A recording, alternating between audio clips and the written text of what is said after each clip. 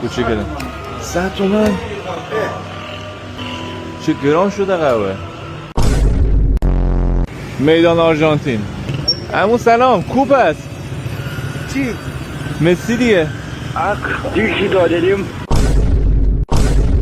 مسی؟ آره دیگه، اینجا مگه آرژانتین نیست؟ ها مسی کو؟ مسی رفت کجا؟ الان ماشین سوار شد رفت. آقا ممنون، بفهم. چاکرم عزیزی. رفتی دسته؟ آره اوف شد متاسفانه یه ساعت پیش. بعد الان می‌خوام درش برم. واقعا؟ جسارتا ما رفتیم دکتر، سرما خوردیم، رفتیم دکتر گفت باید مورفین همراه قهوه مصرف بکنی. گفتم اگه میشه بی زحمتی 2 تا آیس تریاکینو برامون بزنید. گفتم اگه میشه بی زحمتی 2 تا آیس تریاکینو برامون بزنید.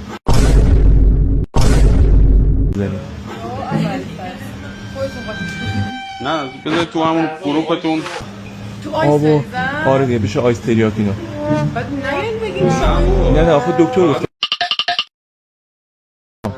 خوبی؟ یه اتکلونه بوش کن ببین بوش چطوره. اجازه بگیر بزن دیگه. بیا بوش کن ببین چطوره. عمیق‌تر. چیو؟ برو بابا داستان در نیاد. برو بابا داستان در نیاد. برو گمش کنیم. آقا دستور تست داره دیگه. آره ببینم اگه کار کرد میبرم. بذار سالم آقا.